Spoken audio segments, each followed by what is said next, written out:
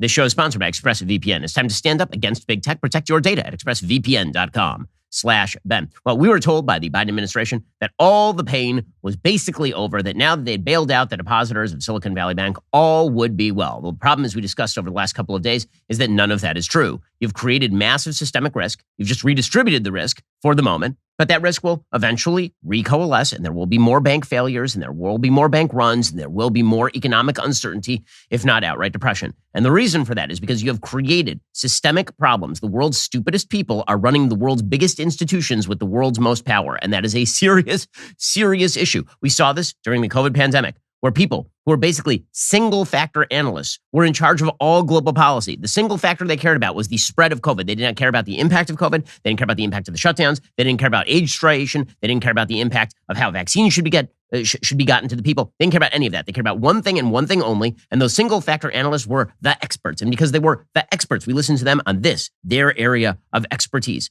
All other issues were to be put aside. Well, the same thing has now happened with the economy. We simply leave it in the hands of central banks to figure out all policy. And all they are focused on is their mandate. And their mandate is twofold. One, keeping liquidity so that there isn't some sort of depression. And two, reducing inflation. The problem is very often those two things are in conflict. And it really should be our elected officials who are making economic policy. It should not be central bank officials who are manipulating the currency here and there in order to achieve political purposes. Because again, they're using single factor analysis and they are really not answerable to the general public at large. But that's exactly what is happening country after country after country. They've created a set of perverse incentives, and then everybody else in the universe is supposed to operate under this set of perverse incentives. And so what that meant with Silicon Valley Bank is that because of wild inflation of the currency, because of extraordinary amounts of liquidity pushed into the system between 2020 and 2022, they took all of that money and they stuffed it back into government bonds in the assumption that these magical government actors, these experts, would never allow those bonds to basically go belly up. The bonds went belly up. Silicon Valley Bank went belly up. And now we are seeing that this is not just a United States problem, this is a global problem. According to the New York Times, fear about the unseen risks to the financial system rippled across the globe on Wednesday, breaking the brief calm that had settled over markets and deepening worries that a banking crisis could threaten the economy. The turmoil was set off by a panic over the health of Credit Suisse, the 166-year-old Swiss bank that has been reeling from years of mismanagement and poor risk control, and that warned this week about problems in its own accounting practices. Now, the Swiss bank's difficulties differ from the woes of the American banks that have collapsed in recent days. Concern about Credit Suisse added to a sense of dread about the economy in general. In an attempt to calm investors' nerves, Switzerland's central bank, the Swiss National Bank, said late in the day it would step in if necessary to keep Credit Suisse afloat. Several hours later, the troubled lender said it would borrow up to 50 billion Swiss francs, that's about $54 billion, from the central bank to ward off concerns about its financial health. So once again, the central bank's stepping in to save failing institutions. And the problem is, of course, that when you step in to save failing institutions, you're incentivizing failure. You're telling people they should take riskier strategies with other people's money. After all, the government's simply going to fill in the gap. Now, the government does not have money of its own. The government can only print money or it can tax money. That is it. The government does not have any other method of making money other than, old-style imperialism and capture of other countries' money. But that's not something that I think is really on the table at this point. Credit Suisse itself is in some pretty serious trouble. I mean, whenever you're having to take out $54 billion from the Swiss National Bank as sort of a backstop, you got a real problem. According to CNBC, shares of Credit Suisse on Wednesday plunged to a fresh all-time low for the second consecutive day after a top investor in the embattled Swiss bank said it would not be able to provide any more cash due to regulatory restrictions. Trading in the bank's plummeting stock was halted several times throughout the morning as it fell below $2.17 for the very first time. Swiss-listed Credit Suisse shares ended the session down 24%. Now, part of the problem is that the biggest investor in Credit Suisse, the Saudi National Bank, said it would not provide the Swiss bank with any further financial assistance, according to a Reuters report sparking the latest leg lower. Saudi National Bank chairman said we can't go above 10% because it's a regulatory issue. He said S&B is happy with Credit Suisse's transformational plan. They suggested that the bank is probably fine. But when your biggest investor is saying because of regulation, we can't inject more money into your company, that's a pretty serious problem. And all of this is the result of centralizing so much power at the central banks and then all of the other actors in the economy reacting to that centralized power. And then according to the Wall Street Journal, you have liquidity in general is drying up. So at the same time that you have the central banks trying to inject liquidity into the economy to backstop all of these institutions that had bet on further liquidity injections, at the same time, they're trying to tamp down inflation. And so you have these two forces that are now at odds inside virtually every major central bank in the West and actually throughout the world. According to the Wall Street Journal, the markets for the world's safest and most liquid assets, the government bonds issued by the U.S. and other rich countries, came under immense stress on Wednesday following a week of worries about the health of global banks. Liquidity, the capacity to trade quickly at quoted prices, has fallen sharply in two of the keystone markets, those for U.S. Treasuries and German bunds, according to traders. Difficulties including wider price spreads and slower executions are now spreading to many other markets, they said, including those for derivatives, that firms and traders use to lock in prices and hedge risks weeks and months ahead of time, like options, futures, and swaps. Liquidity means also the ability, as the article suggests, to trade quickly. It means that if you have a piece of stock, how fast can you sell that stock? Does it take you a while? Do you have to bargain? Is there a big spread between what you're asking and what somebody is willing to pay? All of that means that all of your assets are not nearly as quote-unquote liquid as they otherwise would be. Traders said that the turmoil, driven in part by fear that an economic reversal might be ahead, was rippling into stocks and helping fuel a decline of more than 700 points in the Dow Industrials at its session lows on Wednesday. The blue chip gauge paired some of those losses. It ended down 281 points yesterday as well. Again, Credit Suisse is in trouble. Trading was frenetic. Trading volumes in the Treasury market appear to be at twice typical levels. Everybody is sort of freaking out. And so when the Biden administration says that everything is fine, they are wrong. It turns out that the Biden administration also facilitated really, really crappy policy with regard to Silicon Valley Bank itself.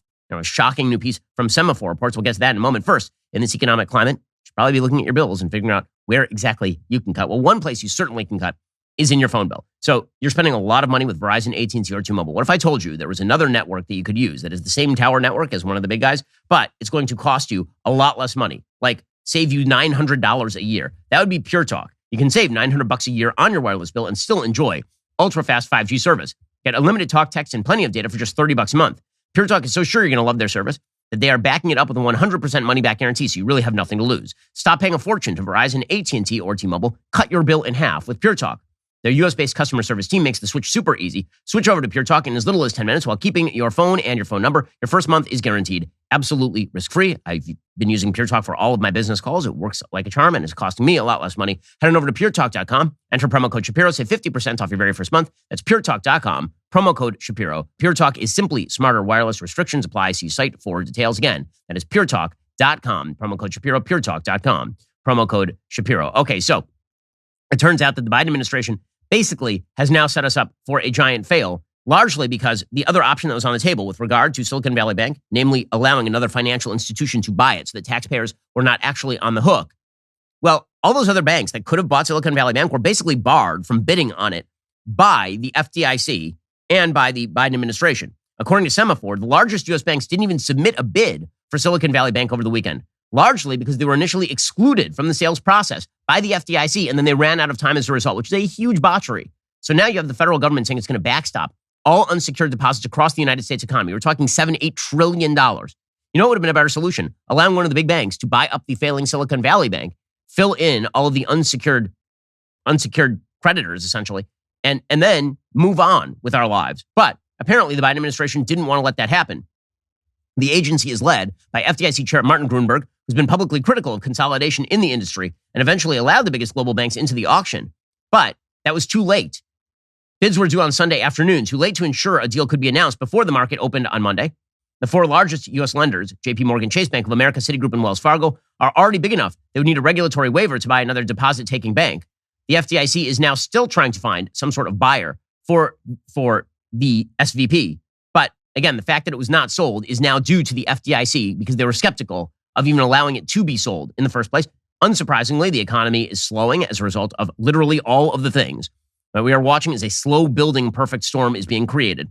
According to the Wall Street Journal, a drop in retail sales and easing price pressures in February offer preliminary signs of a cooling economy as the spread of financial turmoil on Wall Street called into question whether the Federal Reserve would continue to raise those interest rates. So now you have the markets, I think, betting the wrong way that the Federal Reserve is not going to raise interest rates, that in the interest of preserving liquidity in the banks, they're not going to raise those interest rates again. I think they've got the wrong idea. I think that the Federal Reserve is very likely to raise the interest rates by 0.25 percentage points, and then the markets, as they always do, are going to react very badly to that. And this is all the result of having too much power in one place. And that is the story of our nation's, it is the story of our nation's economy. It is the story of a bad left-wing governance or easy money governance. It's also the story of what's happening in San Francisco. So first of all, San Francisco deserves whatever comes to it. San Francisco is a city that has basically decided to obliterate itself in every sense. They've decided to obliterate themselves demographically. There are more pets than children in San Francisco. They've decided to obliterate themselves in terms of class structure. You are either very rich or very poor in San Francisco. They've decided to obliterate themselves in terms of the tech industry. There's no one in their right mind who would found a company in San Francisco right now, given the state and local regulations and taxes in San Francisco. And now they're going to obliterate themselves by apparently giving each eligible black resident of the city of San Francisco $5 million. $5 million. Also, a city-appointed panel, according to the BBC, suggests guaranteed annual incomes of $97,000. $97,000 for qualifying recipients and homes in San Francisco for $1 a family. Now, I will just remind you that slavery was never legal in the state of California. The state of California was admitted to the Union as a non-slavery state. The city's Board of Supervisors has begun considering the recommendations. Supporters say it would be just compensation to black Americans for the legacy of slavery and racism.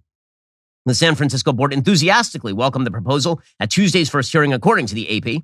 The committee's draft proposal, first released in December, outlines more than 100 suggestions. According to the San Francisco Chronicle, the Reparations Committee chairman, Eric McDonald, said, when you consider all the ways in which the systems and practices have been managed to exclude and steal, if you will, the opportunity for financial mobility, families are hurting and have been for decades, if not longer. Financial repair is time-sensitive. This is not one that can or should wait. So Californians, again, were never slave owners. California, in fact, was one of the chief places that residents of the southern part of the United States who are black attempted to move to get away from the worst aspects of segregation in the United States. Not to say that California never had racial discrimination. Of course it did. But it wasn't nearly to the extent that the American South had racial discrimination, for example, which is why it was one of the chief sources of inflow of black immigration throughout the 20th century. Well, this is insane, of course. And it follows a pattern of a bunch of left-wing cities now attempting this sort of stuff. In 2021, Evanston, Illinois approved reparations for some residents, including money for home repairs, down payments, and interest or late penalties due on property. Now, they don't really know in San Francisco how to qualify people. There are about 50,000 black people living in San Francisco. It is not clear how many would be eligible. Qualifying criteria include that a person would need to be at least 18 and have identified as black or African-American in public documents for at least a decade. So what they're afraid of is Rachel Dolezal. They're afraid of people who are going to show up and be like, oh yeah, by the way, I'm black. Here I am, right here. It is not clear how long you would have to live in San Francisco in order to attain that $5 million. It'll be fascinating to see if they put migration restrictions on black Americans to keep them from taking taking advantage of the program. Be like, you have to have lived here for 3 years and be black in order for you to actually not for like 2 decades, not for your grandparents, not your great grandparents. You can have been born in 2010, essentially. You have to be 18. So I suppose you have to be born in 2005, black in San Francisco, and we will now give you $5 million, a $97,000 universal basic income, and a home for $1. Okay, this is so insane. It is unfair, obviously, to the residents of San Francisco. It is unfair to the future of San Francisco. But you know what?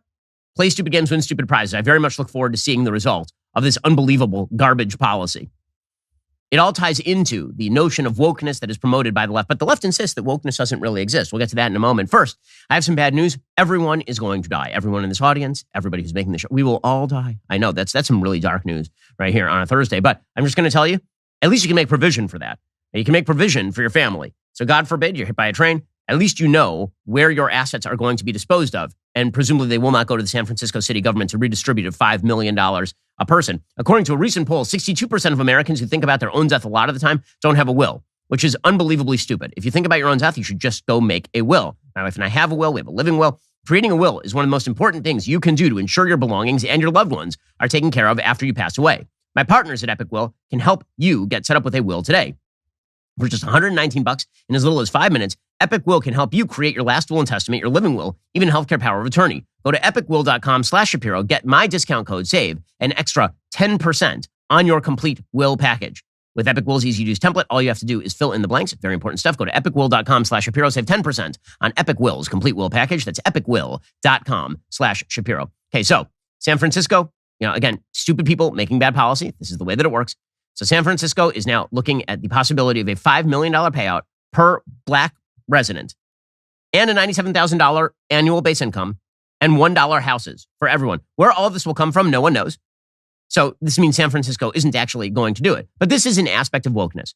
So San Francisco is playing the Ibram X. Kendi game, and this is the natural outcome of the Ibram X. Kendi game. You look at populations inside San Francisco, and what you see is a tremendous racial disparity in terms of income. Okay, the income gap in San Francisco is really significant. By the way, the people who are most going to be hurt by this are actually not the white residents of San Francisco. In fact, according to the 2020 census, white Americans are only about 45% of the racial makeup of San Francisco. It's Asian, as always, Asians who will be disproportionately impacted. I love the Democratic Party. They're like, man, we hate racism. Make those Asians not get into Harvard, and also we should have them pay reparations in San Francisco to black Americans, because the population of San Francisco is 34% Asian. It's about 5% black, by the way. Household income by race, however, there are some pretty significant disparities by race in San Francisco. And this is apparently why I suppose Asians are supposed to pay black Americans. Black Americans' median household income by race in California and San Francisco, they make about $29,000 a year. But white Americans and Asian Americans are making in excess of $75,000 or $100,000 a year. So it's just basic redistribution. It's essentially just redistributionist nonsense. And because it's redistributionist nonsense, what that means is that group equity will be achieved. That is the goal of the woke movement. The goal of the woke movement, if you had to define wokeness, wokeness makes a couple of key claims. It suggests that all the institutions of society are designed to preserve discrimination. They're designed by the powerful to preserve discrimination. And all group disparities are the result of said discrimination.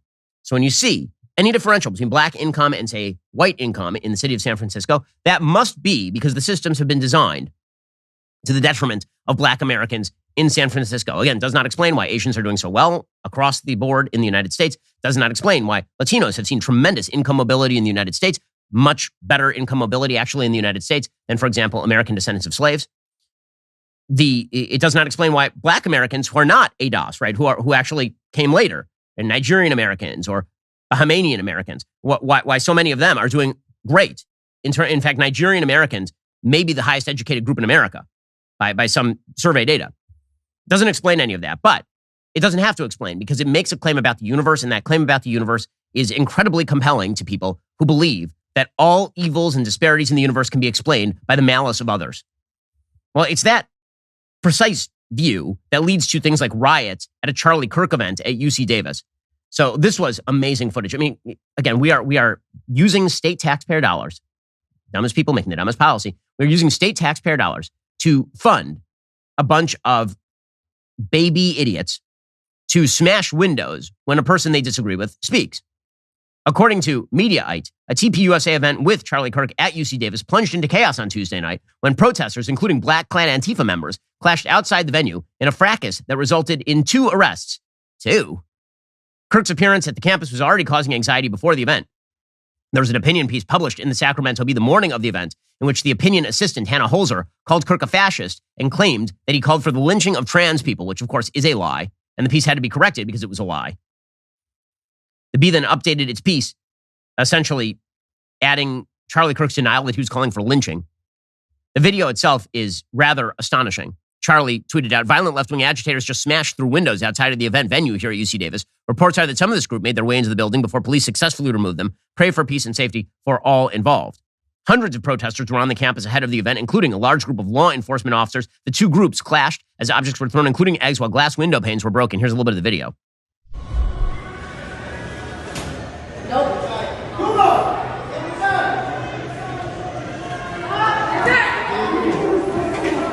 Here come the protesters.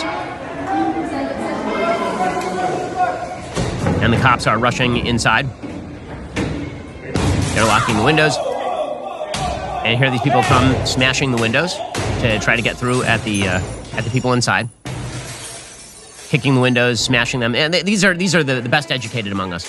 So glad that UC Davis, a state school, can have this sort of activity take place at it. After the event, UC Davis released a statement saying 1 police officer was injured in the clash, while 1 officer sustained an injury when he was jumped on from behind and pushed to the ground. So, good times. Protesters also blocked the walking path toward the event space, having been at the center of some of these fracases before.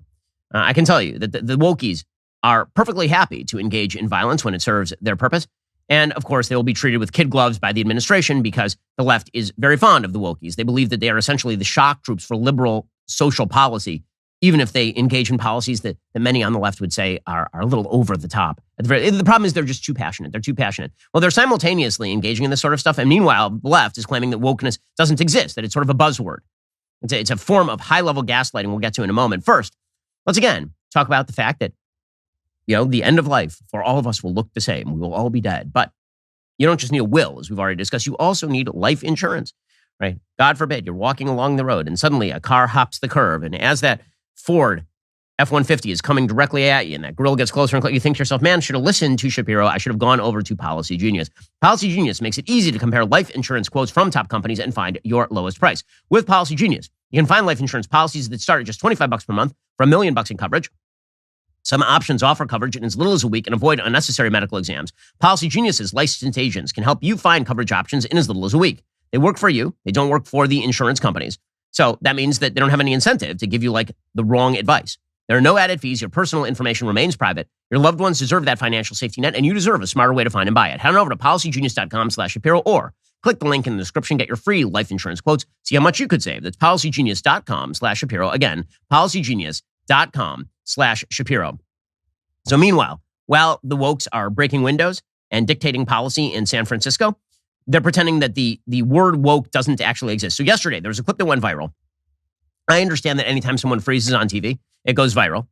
But this was going viral as evidence that the right doesn't know what wokeness is, which is unbelievably stupid. The right does know, in fact, what wokeness is. So for many people who don't spend their lives in this, wokeness, it's sort of like Justice Potter Stewart said about pornography. You know it when you see it. But I think the way that it bleeds down to most people is essentially weaponized political correctness. It's political correctness with a new equity guise.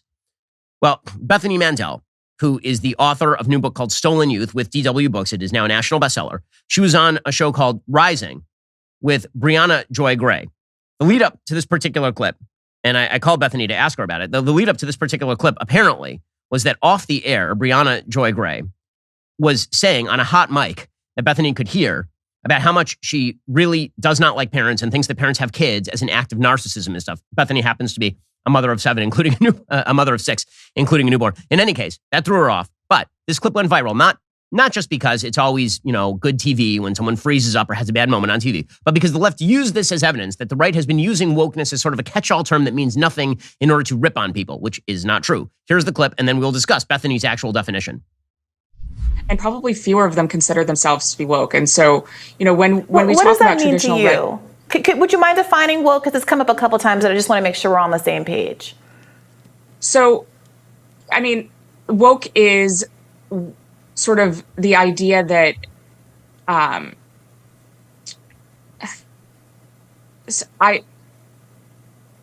this is going to be one of those moments that goes viral. Woke is something that's very hard to define, and we've spent an entire chapter defining it. It is sort of the understanding that we need to totally reimagine and redo society in order to create hierarchies of oppression. It's hard to explain in a 15-second soundbite. Okay, so the left said, oh my gosh, she couldn't explain it in a 15-second soundbite. So later, Bethany tweeted out her definition of wokeness, which, again, there is a real definition of wokeness. I've given it myself. I've given full speeches on it. Bethany tweeted out, quote, a radical belief system suggesting that our institutions are built around discrimination and claiming that all disparity is a result of that discrimination. It seeks a radical redefinition of society in which equality of group result is the endpoint enforced by an angry mob. That's a pretty good definition. So again, there are a bunch of definitions of wokeness, but they all share these same common features, right? It is the equity claim of the Biden administration that anytime you see an imbalance in life, that is due to evils in the system that must be destroyed because the systems are actually systems of oppression and power. That's what it means. But the left started trotting this thing around in order to claim that wokeness doesn't actually exist. And this is just high-level gaslighting. The notion that the right has no idea what wokeness is just a way for them to avoid the consequences of their own crap woke policies. So, for example, there's a piece by Philip Bump, wildly dishonest columnist for the Washington Post, titled "A Viral Moment Reinforces the Hollowness of Woke as an Attack." Mandel had been asked a seemingly simple question by Gray. She was on the show to promote a book she wrote with another conservative writer, Carol Markowitz, a book that purports to demonstrate how radicals are indoctrinating young people in America. And then he quotes her. And then he says, we might rephrase that slightly. Woke, as often deployed by the right, refers to something emanating from or related to culture war issues that you understand as or want to portray as bad. Right? So vagueness of woke is a pejorative, has come into relief in recent days, et cetera, et cetera. So woke doesn't actually exist. So you guys coined the term, and you guys defined the term, and then you guys expanded the term so that it applies to virtually everything. And then when Bethany freezes on TV, that means wokeness doesn't exist. Now, this stupid game, it may obscure for the moment what exactly you are trying to do, but it doesn't actually obscure your policy. And that's the thing.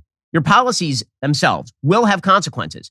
Call them woke, don't call them woke. It doesn't really matter all that much. The fact of the matter is that your ideology boils down to bad policy. And that bad policy has consequences. And those consequences are evident for everyone to see. And we are seeing people right now vote with their feet, vote with their money.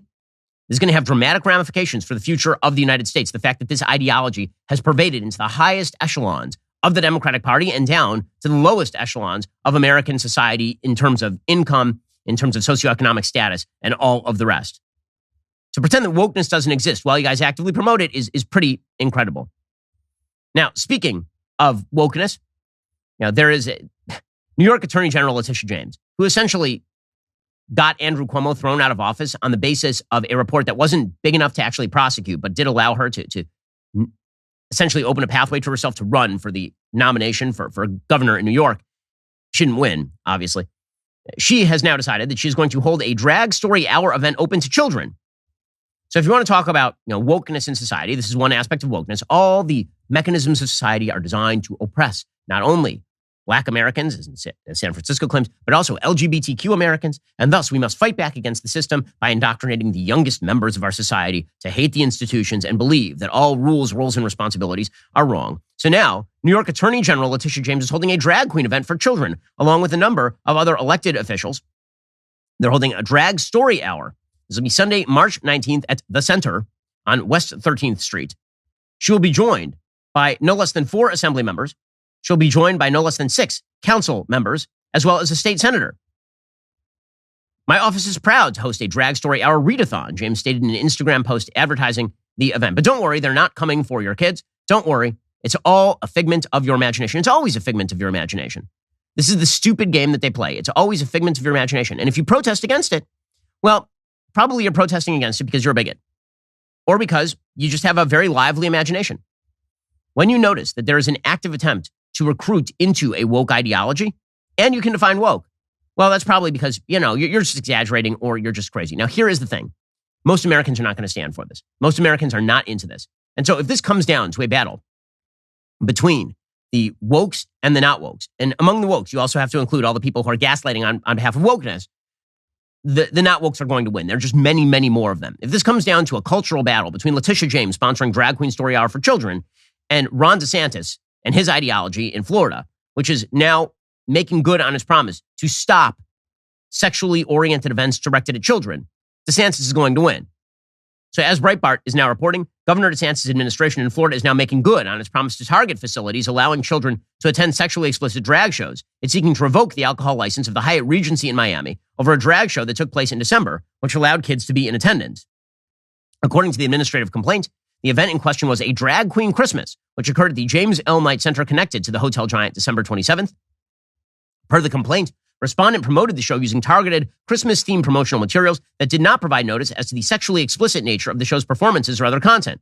Rather than call attention to the show's sexually explicit content or acknowledge it might not be appropriate for children, respondent's promotional materials unequivocally stated, quote, all ages welcome. Apparently, during the show and in the presence of a person less than 16 years of age, performers appeared on stage wearing sexually suggestive clothing and prosthetic female genitalia.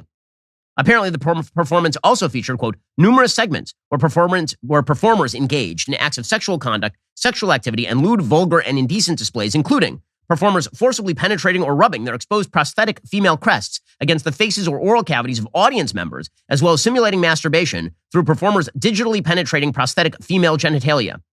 It also noted the sexually explicit nature of the show's Christmas songs, which included Screwed-Off the Red-Nippled Reindeer. Solid stuff there from these folks, targeting children. Really, really good stuff. And the state of Florida is going to crack down on that as well. They should. So, meanwhile, you guys can pretend that we don't know what wokeness is. We do. We see it, and we see the consequences of it. And you guys are cruising for a bruising. I understand that you're going to put up unthreatening old man, Joe Biden, in order to rebut accusations that you're radical, but it ain't going to stop. It ain't going to stop what's coming. There's a wave coming, and Democrats are going to earn the scorn of the American people. They certainly have so far. We'll get to more of this in just one second. First, it is increasingly difficult these days to fill your job roles. It's very difficult to find the best employees for your job, but not every role has to be difficult to fill. That's because of ZipRecruiter. ZipRecruiter helps you find the most qualified people for your roles fast. Right now, you can try ZipRecruiter for free at ZipRecruiter.com/DailyWire. ZipRecruiter's matching technology helps you find the most qualified candidates for a wide variety of roles. If you see a candidate you like, you can easily send them a personal invite so they're more likely to apply. Their user-friendly dashboard makes it easy to filter, review, and rate your candidates all from one place. See why the majority of employers count on ZipRecruiter. We count on ZipRecruiter here at DailyWire. 4 out of 5 employers who post on ZipRecruiter will get a quality candidate within day one. Use my exclusive web address to try ZipRecruiter for free. Go to ZipRecruiter.com/DailyWire. That's ZipRecruiter.com/DailyWire. ZipRecruiter is indeed the smartest way to hire. We've been using ZipRecruiter here at DailyWire for years. Not only is it a great way for us to find brand new employees who are excellent and fill our roles, it's also a great way to threaten our current employees that if they don't do a better job, they might get ZipRecruited. You just never know. Go to ZipRecruiter.com/DailyWire to hire the smart way and try it out for free. That's ZipRecruiter.com/DailyWire. Also, what if I told you that there is one book that's done more for literacy than any other book? It's shaped literature, art, government, countless lives. I'm, of course, referring to the Bible. I know, it's unpopular to say that these days. You know who else it's had an influence on? My friend Jordan Peterson. So he has his Exodus series, but he also has a documentary called Logos and Literacy, where he traces the Bible through history and shows you the impact it had on the Western world. Here's the trailer. I was very much struck by how the translation of the biblical writings jump-started the development of literacy across the entire world. Illiteracy was the norm. The pastor's home was the first school, and every morning it would begin with singing. The Christian faith is a singing religion. Probably 80% of scripture memorization today exists only because of what is sung. This is amazing. Here we have a Gutenberg Bible printed on the press of Johann Gutenberg. Science and religion are opposing forces in the world, but historically that has not been the case. Now the book is available to everyone. From Shakespeare to modern education and medicine and science to civilization itself. It is the most influential book in all of history, and hopefully people can walk away with at least a sense of that.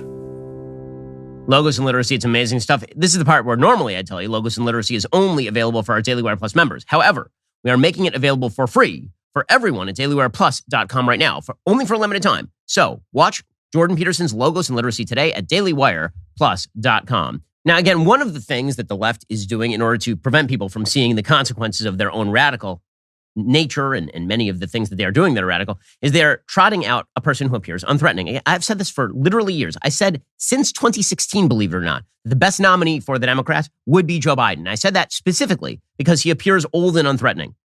That's the best thing you can do if you're a Democrat and you have a very threatening program. The best thing you can do is trot out somebody who appears elderly and infirm and unthreatening. Makes it very difficult to attack the guy as a radical because, of course, no matter how radical he is, he also appears as though he is on the verge of death. Joe Biden, increasingly these days, looks as though he is a warmed-over corpse. Well, that does grant you the ability to claim that he's not radical. After all, dead people aren't all that radical. He continues to trot out there, and when I say trot, I mean walk very slowly and carefully across linoleum. He yesterday was speaking, and he started babbling again about doctors and nurses. He has these kind of Rolodex of weird lines that he keeps using, and it's growing increasingly strange. Are there nurses in the house? Where are the nurses? There we go. Now look, I've been a significant consumer of healthcare. My family has. Doctors let you live. Nurses, male and female, make you want to live. No, I'm serious. The single most underrated profession in America. Oh, my. Nurses, and then she breathed in my ear. And I said, oh, I want to live now. Now I want to live. Before I wanted to die. Now, life, it's so precious. He also did this routine. I don't know. Apparently, this is a thing he does a lot. There are people who are in a balcony watching him, and he told them not to jump, which apparently is, as we'll discuss in a moment, a thing he does quite frequently. Does the current president of the United States. Here he was yesterday. Started earlier, not because of the doc's decisions, but because of other decisions made. Oh, wow, I didn't see you all up there.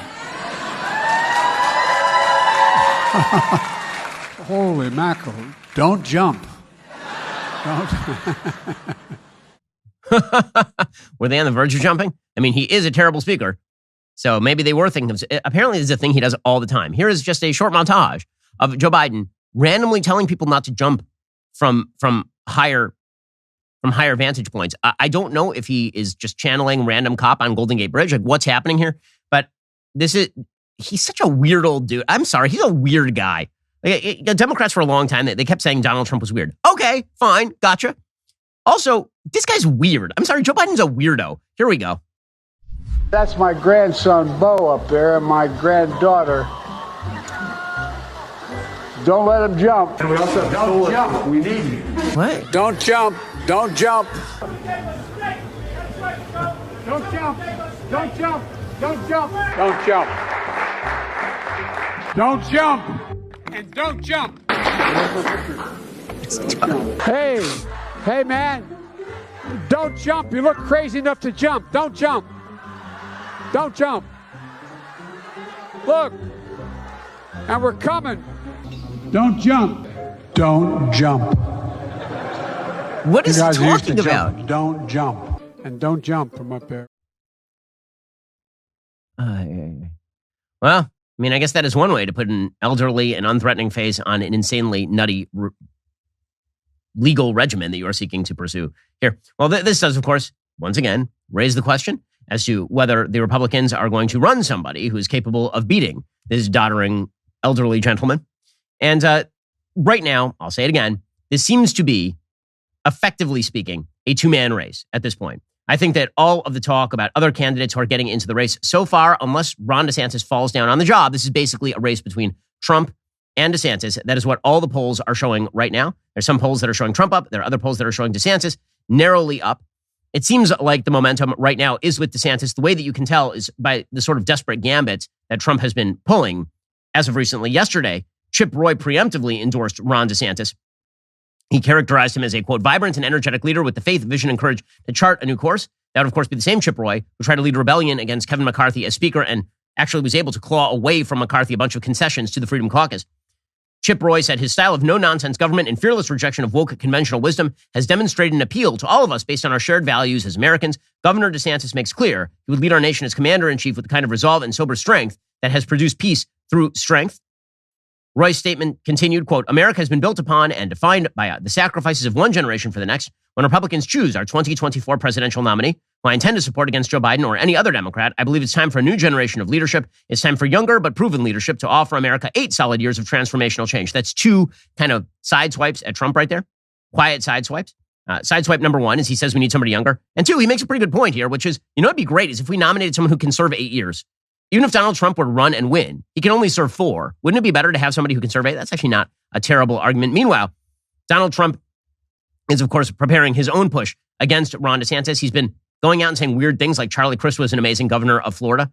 And then he was speaking in Iowa and he says that, you know, Ron DeSantis, Ron's not going to give you the ethanol subsidies. Now, I wouldn't care normally. He literally said this. He said, I don't really care if Ron DeSantis would give you the ethanol, but since we're in Iowa, I care right now. If he weren't running, I'd say he's great, but he's running, so he's terrible. Like, Trump just says the quiet part out loud, which is one of the hilarious things about him. Well, now, the beautiful thing about effectively having no centralizing principles is that you can attack candidates from any side of any issue. So now, believe it or not, Donald Trump's allies are trying to file legal complaints against Ron DeSantis, formally accusing him of violating state ethics and election laws with his shadow presidential campaign. So the president of the United States, who claims that state election laws have been geared against him and that he is being unfairly targeted by a wide variety of election officials ranging from New York to Georgia, he's now trying to use the same election laws to target Ron DeSantis, man.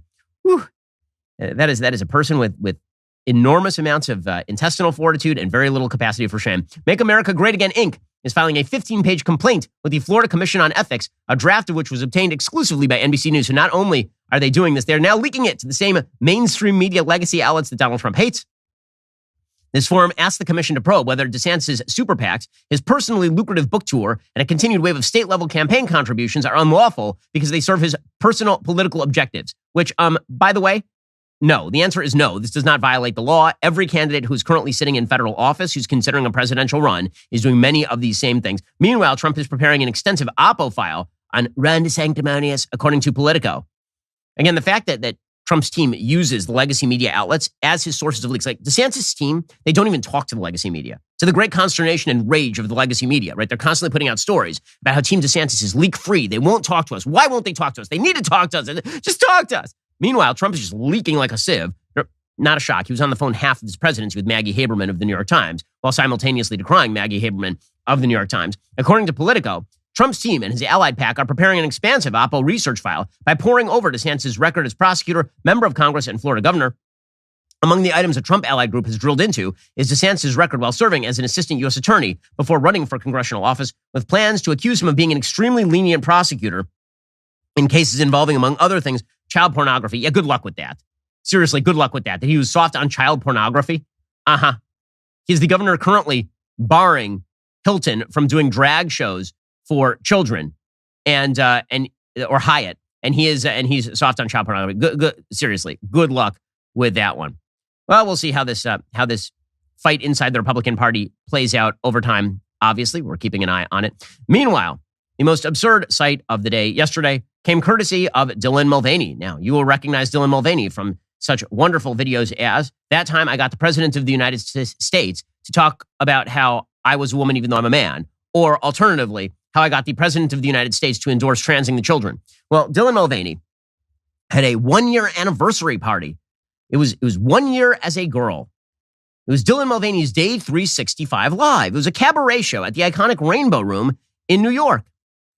And Dylan Mulvaney dressed up as a woman, put his hair up as though he was Audrey Hepburn, and wore a sort of classic-looking gown, and then proceeded to do a bunch of musical cabaret numbers, and concluded with this particular number in which many of the Daily Wire voices and hosts are featured, pointing out that Dylan Mulvaney is, in fact, a dude masquerading as a woman and doing so to the great applause and acclaim of a crowd, and making money off of this, and doing great by it, by pushing the lie that boys can become girls, girls can become boys. So Dylan Mulvaney, to rebut the accusation that Dylan Mulvaney is actually an attention-seeking narcissist who desperately wants everybody to give him money for being a fake girl for a year, which, by the way, is precisely what's happening. This was to celebrate Dylan Mulvaney's 1 year as a girl. You know what my daughters did on their 1 year as a girl anniversary? They had their first birthday party. That's what they did. They don't remember it because they were 1 year old. You can't be 1 year as a girl when you're a dude. But that's the whole point, right? I mean, the whole point here is this is ultimate face tattoo syndrome. What if you act as though you're a girl? What if you masquerade using all of the stereotypical ideas about women? You play act being a girl for a year, and then you get all sorts of contracts from mascara companies, and you go meet with the President of the United States, and you're a better woman than all of the women, and you're a hero. You're a hero of the Republic. But you're not doing it for personal benefit at all. Personal benefit has nothing to do with it. And it's not about attention seeking at all. It's just about how you feel on the inside, which is why you would do a cabaret show, like full on with orchestration and everything at the Rainbow Room. And apparently actually charge ticket prices is what I've learned. Apparently that was reported to things like this. Here is a Dylan Mulvaney's act yesterday. Feel supported. And you know what? I'm feeling lucky. Let's Google my name.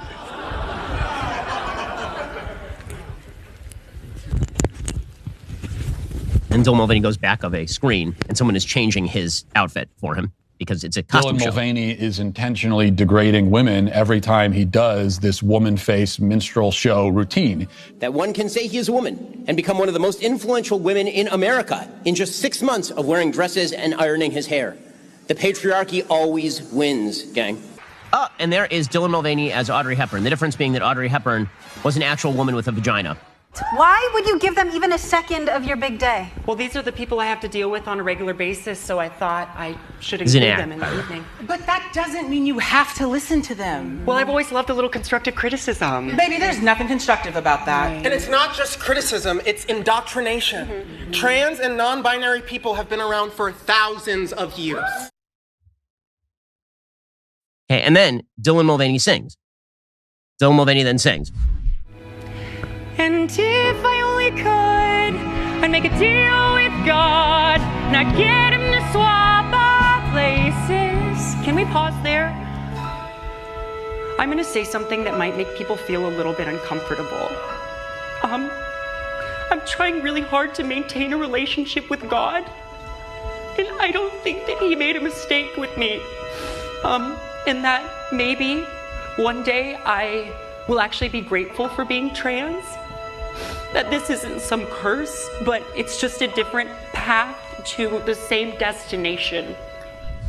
Okay, this is all pre-scripted, guys. Obviously, it's part of his, like, literally the music stops when Dylan Mulvaney wants to have his little chat about his relationship with God, which has not come up, as far as I'm aware, in any of his other public sort of appearances. But now it's so personal. It's so personal. The criticism is all personal. You're doing this in public in a scripted setting that you are charging money for. It's an amazing thing. And if you don't believe that this has to do with earning money at all for Dylan Mulvaney, it is just purely Dylan Mulvaney being Dylan Mulvaney. I ask you a question. Why is this person getting ad deals for being a man masquerading as a woman? Also, at the end of the show, Mulvaney joyfully, this is according to Variety, at the end of the show, Mulvaney joyfully declared that she is ready to start her journey of womanhood. She recently told Variety's Mark Malkin part of her new chapter will be scaling back from TikTok and exploring new artistic endeavors. She hinted that one possibility could be creating a musical series in the vein of Smash. You mean that this person is going to make an entire career out of pretending to be No, you shock me. It was all just a personal decision about the interior gender dysphoria of this troubled person. And everybody should just pretend that he is a woman for his own mental health. But it has nothing to do with a brand. It has nothing to do with fame. It has nothing to do. If you ever remember the show Smash, I totally could see myself doing sort of a TV show with singing where I play myself, said Mulvaney on the red carpet. It would be very dramatic, but camp. Yeah, this is it's also authentic, guys. It's also authentic. This is an authentic woman, an authentic woman. And again, the whole point for the left is you personalize the political and then insist that nobody say a damn thing because it might be offensive. It might make people feel bad. So you take a political statement like a man can be a woman, and every child should be taught that a boy can be a girl, and every child should be treated as essentially non-binary, or you're forcing cisgenderism upon them. You take that extraordinarily radical position, and then you telescope it down into the life of a person like a Dylan Mulvaney. And then if you critique this by saying Dylan Mulvaney is in fact a man masquerading as a woman and making lots of money for doing so, then you're mean, you're cruel, it's bad. It's a perverse little game. And when you are charging $5 a pop to watch Dylan Mulvaney sing a scripted show about how tearful and cryy Dylan Mulvaney is over videos of me and Matt Walsh and Candace Owens, I don't believe you. Number one, I don't believe you. Number two, I think you're making money off it. So I think you're doing great. And number three, you are making a broader political point that has the impact on anyone else. As I've said before, how you treat people in your day-to-day life is a different question from serious political questions that are impacted by very famous people saying things that have inherently political. You were sitting with the president of the United States and promoting a particular agenda. Stop pretending that what you do has no impact on anyone else. It is not true. It is fundamentally untrue. You know that, of course, which is why you're doing it. Okay, time for some things I like. So the wokes are on the warpath against a wide variety of institutions, but it is good when occasionally an institution has enough of a sense of self-preservation not to surrender to it. So one of those institutions is the National Audubon Society. So when you think about the National Audubon Society, you probably think of birds. Right? That's probably what you think of because that's what the National Audubon Society does. They're a conservation group about birds. Do you think of slavery? Do you think of the evils of slavery? Probably not, because why would you? Because if you actually know anything about the Audubon Society, you spend most of your time looking at very nice pictures of birds. But apparently the wokes were very upset because James Audubon was a slaveholder. And so what they now want to do is take his name off of the Audubon Society that he founded. And the National Audubon Society, to its great credit, said, no, we're not going to do that. According to the Washington Post, the move comes as about half a dozen of the organization's regional chapters have pledged to scrub his name from their titles, part of a broader reckoning. The reckoning. This is one of the words the media love to use, the reckoning. It's not just an audaciously radical move to obliterate history. It's a reckoning. The reckoning has come. Revenge over the U.S. environmental movement's history of entrenched racism. The National Audubon Society's 26-person board of directors voted to retain its current name during a Zoom meeting on Monday after more than a year of deliberating and gathering feedback from both members and outsiders. Susan Bell, chair of the board, declined to provide a breakdown of the final vote. The name has come to represent not just one person, but a broader love of birds and nature, said Bell. We must recognize with the racist legacy of John James Audubon, the man. Okay, I mean, you can put up a plaque saying that this guy also had a lot of real problems, and this guy thought a lot of real bad things. But can we stop pretending that people who do bad things don't also do good things? Or that history didn't exist, or that the first pure people who have ever lived have lived in our generation? In a sign of internal strife, 3 board members resigned after the organization chose to retain the name. Activists in and outside of the organization have called upon the group to jettison Audubon's names. After months of conducting listening sessions and surveying people in both camps, the national organization's board of directors decided that the moniker is nearly synonymous with the avian conservation movement and should not be abandoned. Well, yes. I mean, of course, that happens to be true. It was his pictures of things like the ivory-billed woodpecker that made people even aware of the presence of these birds. But apparently, now they are saying that because he was an unrepentant enslaver, an oppositionist, an opponent of the abolitionist movement, that means it's time to take his name off this thing. I'm sorry. This is good for the National Audubon Society for saying no. Seriously, what are you going to do? This is so stupid. Okay, other things that I like. So there was at one point a movie called Willow. Okay, it was a cult classic, the movie. It came out in 1988. Will admit, never seen it. Don't know the movie from Adam. Really don't know anything about it. It was executive produced by George Lucas. It was directed by Ron Howard. It starred Val Kilmer, etc. And it wasn't like a major hit in its time. Well, that's not true, actually. It did well in its time. It had a budget of about $35 million. It made about $140 million at the box office.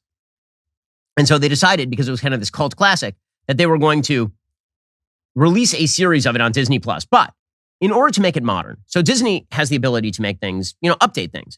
Instead of updating plots and writing new plots for old beloved characters, what Disney has basically decided is the best way to update every story is to re-racialize characters or make them gay. This is the best way to update a story. You don't actually have to change any of the underlying beats or patterns.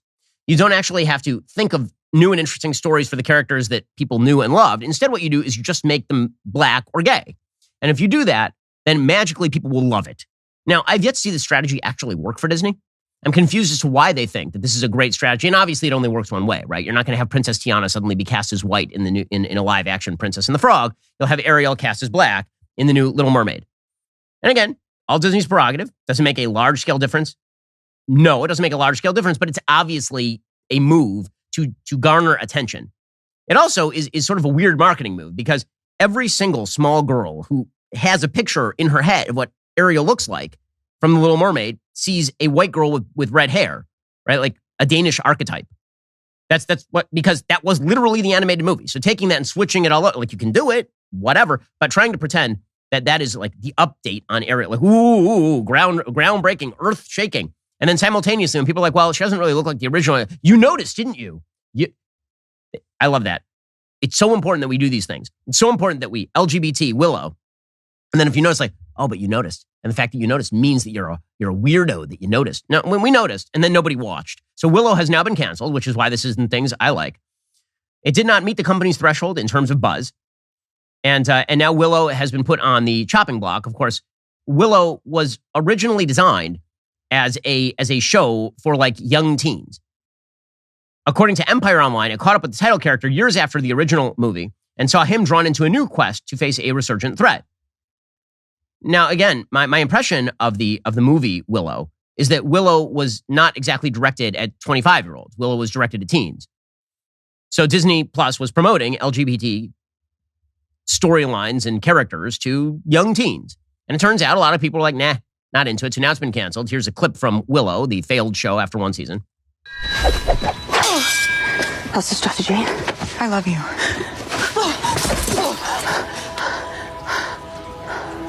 Yeah, you got the lesbian teens going at it over here. That's just what people apparently were not super fond of watching. So obviously the critics loved it, because as long as you dump in enough of this sort of stuff, then the critics are super into it. 83% on Rotten Tomatoes, canceled after one season. So well done, Disney, yet again, taking a property that may have had some value and completely robbing it of any and all value. Just slow clap for these guys. Okay, time for some things I hate.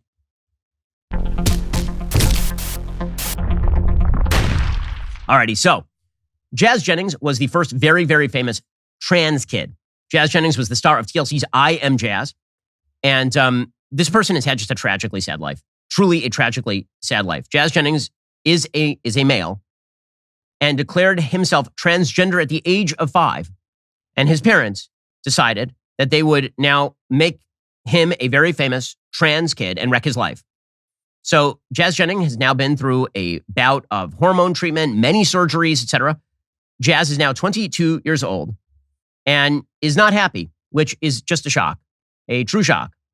According to Breitbart, the current season followed Jazz's severe weight gain and adventures in dating and romance. Now 22 years old and a student at Harvard, the reality TV star has tried dating men, but revealed he was attracted to a woman in the latest episode, which would technically make him a man. A straight man is what this would technically make him. But good news, his parents completely effed him up. So here is Jazz Jennings expressing pain and suffering because, again, you know it's a really, really bad recipe? Honoring the wishes of 5-year-old children who don't know what the hell they are talking about and then immediately shoveling them in front of cameras for your own sick and perverse glorification and then shoveling them full of hormones and getting them surgery. It turns out that's a really, really bad idea. You know I can't get out of my head. I know. No, listen. It just doesn't stop. It's okay. Give me a hug. It's okay. I know what you're going through. We've been there before. No, it still doesn't stop now. And I'm already going back to negative. But the more you're talking about yourself, it gets harder. You're digging in and it's making you put a magnifying glass on what's already difficult as it is. So this is hard for you, I know. And we don't want to push you anymore. I know, I'm the one doing it. I know, you're your own worst enemy. I feel kind of all over the place and my mind is very cluttered and not clear. And I really want to have that clarity. I really want to understand myself and be able to read my own soul and what I want. And it's just very challenging. And I think I'm kind of breaking down a little bit and spiraling into negativity. I just want to feel like myself. So first of all, that's it. I don't care. All I want is to be happy and feel like me. And I don't feel like me ever. Yeah, that's some, yeah. So a few things. One, putting children on camera is always a terrible idea. There's a reason that pretty much every child actor ends up screwed up. It is a very, very bad idea. Put that next to the fact that this kid was experiencing apparently gender confusion at a young age, and then the parents decided to feature this kid on national television, and then to transition this kid over the course of years on national television. Are you exactly shocked that Jazz Jennings has serious personal crises? This is a person who has extraordinary weight gains, who is sexually confused, who is binge eating. He gained nearly 100 pounds and has had multiple surgeries, including after a gender reassignment surgery, complications that required another follow-up procedure again, these are surgeries that construct fake genitalia. I mean, but don't worry, it's all about mental health, guys. It's all about what's best for the kids, clearly. This is apparently what the Minnesota Lieutenant Governor Peggy Flanagan believes. So she came out yesterday and she said that the most important thing as a parent is to apparently greenlight anything your dumb child wants. This is life-affirming and life-saving healthcare. When our children tell us who they are, it is our job as grown-ups to listen and to believe them. That's what it means to be a good parent. No, that is 100% not what it means to be a good parent. That is factually speaking not what it means to be a good parent, is to listen to your child when they tell you who they are and believe them and then facilitate them. That's the stupidest garbage I ever heard. As a parent of 3, soon to be 4, that's nonsense. My 3-year-old daughter, for a year, dressed up as Skye from Paw Patrol. Did that mean that I should throw her off a roof in a helicopter to see if she was going to fly? No, because that's idiotic. Children don't know things. This is why they are children. It is your job to protect them. It is not your job to facilitate their every whim. This makes you definitionally a bad parent. But again, this is part and parcel of the broader left-wing attempt to substitute a sort of tabula rasa version of life for civilization itself. And the purpose of parents used to be to civilize kids. Now I guess the purpose of parents is to simply continue to greenlight whatever kids want to do so long as it fosters a left-wing social agenda. My goodness, that's an insane line. And that, of course, is all in pursuit of sex changes for minors. So just genius level stuff here. Alrighty, guys, the rest of the show is continuing right now. You're not going to want to miss it. We'll be getting into the mailbag. If you're not a member, become a member. Use code Shapiro at checkout for 2 months free on all annual plans. Click the link in the description and join us.